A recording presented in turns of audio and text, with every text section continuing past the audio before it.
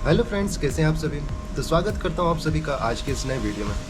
Friends, आप मेरे recent video पे काफ़ी सारे कमेंट कर रहे थे कि भैया अभी एसएससी जीडी का एग्ज़ाम डेट आ रहा है तो उसकी प्रिपरेशन हम कैसे करें।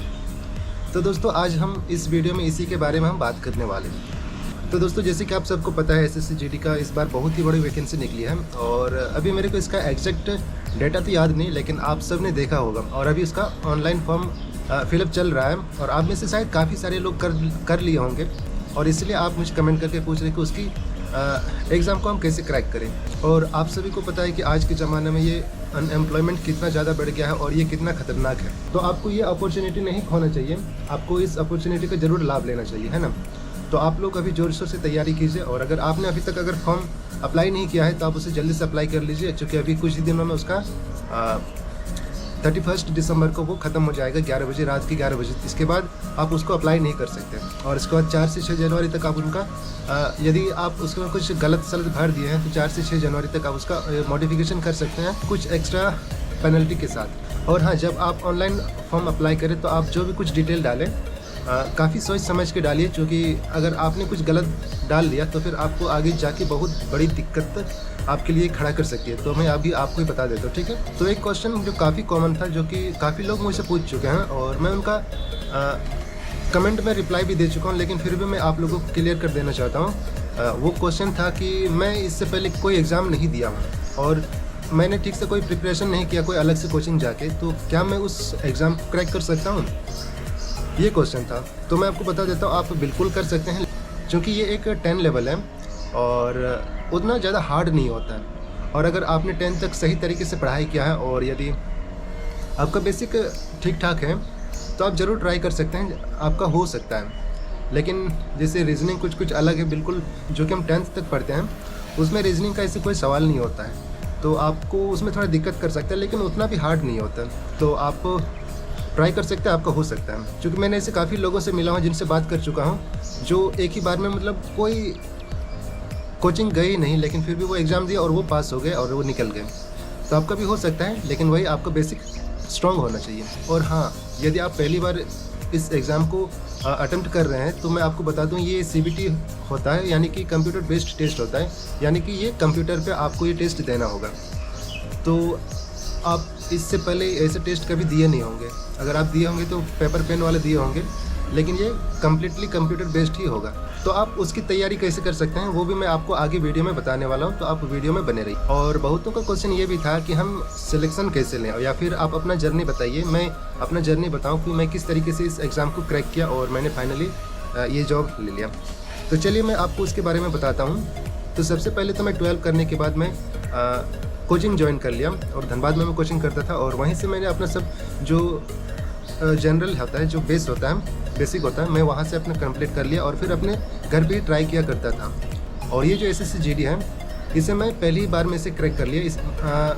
हालांकि इससे पहले मैं दूसरे एग्ज़ाम के भी मैं काफ़ी ट्राई कर चुका था, लेकिन नहीं हो पा रहा था। लेकिन जब मैंने एसएससी जीडी का पहली बार एग्ज़ाम दिया तो उसी में मैंने इसे क्लियर कर दिया और जो मेरा पहला प्रेफरेंसेस था, जो कि मैंने CISF को दिया था, वही मैंने पा लिया। और उस टाइम जब मैं इसे अप्लाई कर रहा था तो मुझे इसके बारे में ज़्यादा कुछ पता नहीं था, मतलब CISF का ड्यूटी कहाँ होता है, कैसे होता है, ये सब के बारे में मुझे कुछ पता ही नहीं था। या फिर हाँ, BCF का थोड़ा बहुत पता था कि वो बॉर्डर सिक्योरिटी फोर्स होते हैं, तो बॉर्डर में जाके उनकी सिक्योरिटी करते हैं, लेकिन वो चीज़ मेरे को उतना अच्छा नहीं लगता था बस। और भैया मेरे को बताया था कि CISF अच्छा होता है, कि उनका मेट्रो, एयरपोर्ट वगैरह वगैरह वहाँ ड्यूटी लगता है, तो उनके कहने पर मैंने CISF को पहला प्रेफरेंस दिया था। और जब तक हमारा ज्वाइनिंग लेटर नहीं आया था तब तक मैं सोच रहा था कि अगर मुझे CISF नहीं मिलता है तो फिर मैं दूसरे किसी भी फोर्स में नहीं जाऊंगा।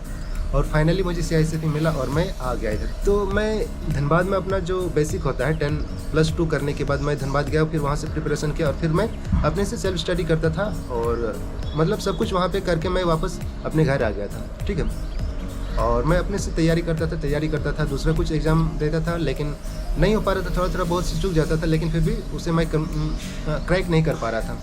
और जैसे ही 2021 में हम लोग का वैकेंसी आया, उसमें मैंने भर दिया और फिर एग्ज़ाम भी दिया और रांची में मेरा एग्ज़ाम पड़ा था और मैं वहाँ से मैं उसे क्रैक कर लिया। तो अभी तो आपके पास टाइम नहीं है, अभी आपके पास वही 1.5 महीना या फिर 2 महीना का टाइम है, क्योंकि जो ऑफिशियल डेट आया है वो तो 20 फरवरी से एग्ज़ाम का डेट है। और अभी मतलब इसे आप कंफर्म मान के ही चलिए, क्योंकि इससे पहले तो नहीं हो सकता या फिर उससे बाद थोड़ा हो सकता है, लेकिन फिर भी आपको कम समय मान के ही चलना चाहिए कि 20 फरवरी से आपका एग्ज़ाम हो जाएगा, है ना। तो उसी हिसाब से आप अपना प्रिपरेशन कीजिएगा। और इसमें सबसे चैलेंजिंग काम होता है कि आप अपने टाइम को मैनेज कैसे करें।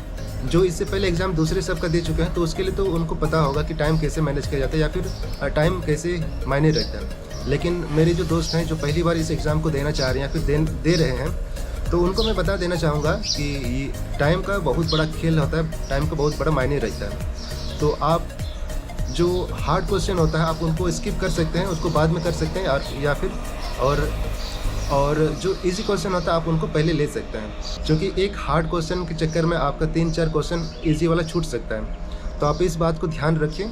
और हाँ, जब मैं अपना प्रिपरेशन कर रहा था तो उस टाइम मैंने एक बुक लिया था बाज़ार से, और वो बुक था, मैं प्रीवियस ईयर पेपर को मैंने लिया था PYP।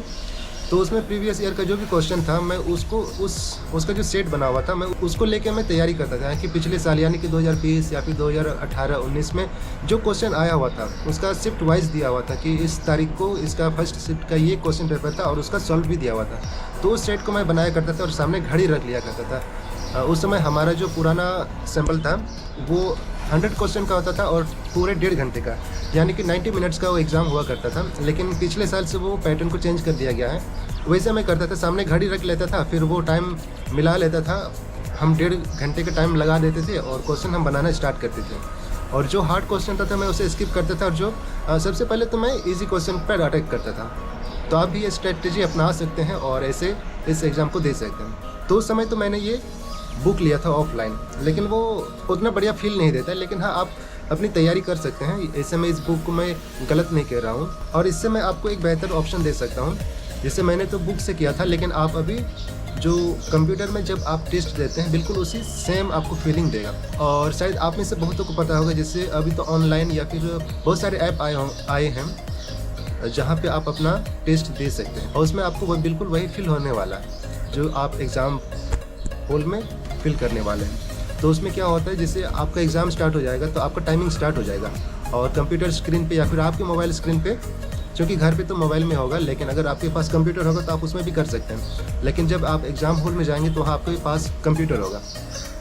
तो जैसे आप एग्ज़ाम स्टार्ट करेंगे तो आपका टाइमिंग स्टार्ट हो जाएगा, मतलब जो उसका काउंटडाउन स्टार्ट हो जाएगा, फिर आपका क्वेश्चन आप बनाते जाइए उस तरफ से।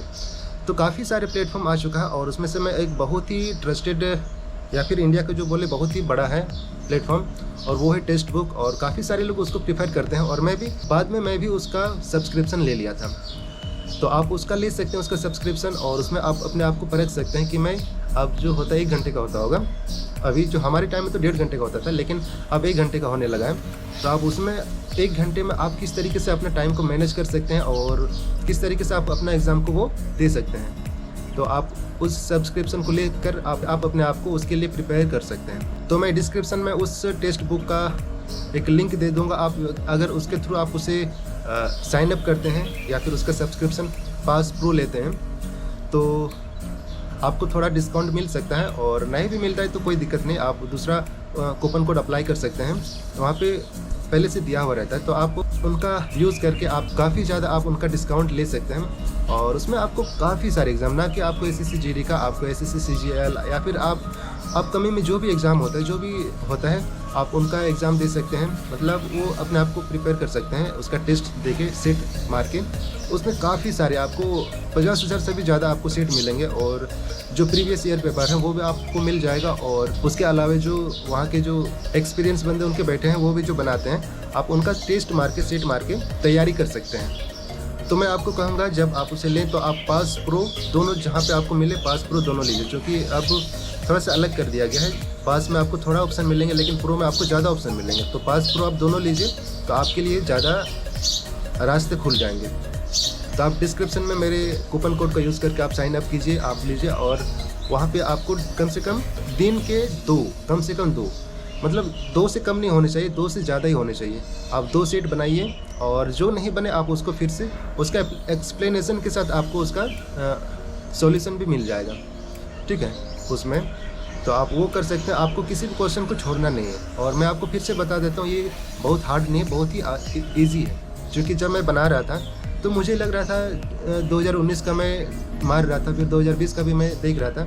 तो जब मैं क्वेश्चन बना रहा था तो मैं अपने आप में एक कॉन्फिडेंट फील कर रहा था कि अगर मैं 2018 या फिर 2019 या फिर 2020 यानी कि 2021 से पहले जो एग्ज़ाम गया है, अगर मैं उसमें भी दिया रहता तो मैं ज़रूर उस एग्ज़ाम को क्लियर कर चुका होता। लेकिन अनफॉर्चुनेटली मैं उस टाइम उस एग्ज़ाम के लिए मैं अप्लाई नहीं किया था, और शायद मैं एलिजिबल भी नहीं था एज के हिसाब से, तो इस वजह से मैं उससे पहले वाला नहीं दिया, तो इस वजह से नहीं दे पाया था।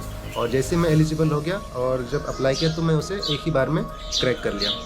तो आप इस तरीके से आप अपने आप को परख सकते हैं, टाइमिंग देके या फिर उस तरीका सेट देके। और जब आप प्रीवियस ईयर पेपर सॉल्व करेंगे तो आपको अपने आप में भी कॉन्फिडेंस आएगा कि हाँ, आज से 1 साल पहले या फिर आज से 2 साल पहले इसमें SSC GD में इस टाइप का क्वेश्चन पूछा जाता है, तो आपको उस टाइप के क्वेश्चन पर और ध्यान देना चाहिए, है ना। सेम टू सेम आपको वो क्वेश्चन तो नहीं मिलेगा, लेकिन हाँ फिर भी आप अपने आप को परख सकते हैं, ठीक है। और सबसे बड़ी बात दोस्तों टाइमिंग का है, क्योंकि टाइमिंग कब पता चले, कब बीत जाएगा आपको पता ही नहीं चलेगा। तो आप टाइम का खास ध्यान रखिए और आपका मतलब हो जाएगा। तो आप अपने आप में डिमोटिवेट मत होइए, आप खुद में मोटिवेटेड रहिए और ज़ोर शोर से मन लगा के पढ़िए। और अभी जो आपके पास 1.5-2 महीना का टाइम है, आप उसमें अपने बाहरी दुनिया से आप बिल्कुल नाता ही तोड़ दीजिए और मोबाइल का कम यूज़ कीजिए। रील्स हुआ, इंस्टाग्राम जो भी हुआ, शॉर्ट्स हुआ, आप उस पर कम ध्यान दीजिए। अभी आप सिर्फ अपने गोल पे फोकस कीजिए, तो आपको सिलेक्शन लेने से आपको कोई रोक नहीं सकता। तो ठीक है दोस्तों, उम्मीद करता हूँ आपको ये वीडियो पसंद आई होगी और जो मैं आपको इन्फॉर्मेशन देना चाह रहा था वो आप समझ गए होंगे। और हाँ, या तो आप बुक लेके सामने घड़ी रख के आप अपने आप को तैयारी कर सकते हैं, या फिर ये जो मैंने कहा टेक्स्ट बुक का पास प्रो लेके सब्सक्रिप्शन लेके आप उसको लेके भी आप तैयारी कीजिए। क्योंकि जब तक आप ये नहीं करेंगे तब तक आपको टाइमिंग का सही अंदाज़ा नहीं पता चलेगा और मतलब आपको बहुत कुछ आइडिया मिलेगा। अगर आप टाइमिंग लेके आप यदि क्वेश्चन पेपर को सॉल्व करते हैं तो ये ज़रूर आप कीजिए, तो आपके लिए काफ़ी ज़्यादा पॉसिबिलिटी बढ़ जाता है कि आप इस एग्ज़ाम को क्रैक कर लें। तो ठीक है दोस्तों, आज की इस वीडियो को हम यहीं पे एंड करते हैं। आई होप ये वीडियो आपको पसंद आया होगा, और यदि पसंद आया होगा तो आप इस वीडियो को लाइक कीजिए और चैनल को ज़्यादा से ज़्यादा सब्सक्राइब कीजिए। तो ठीक है दोस्तों, मिलते हैं नेक्स्ट ब्लॉग में। बाय।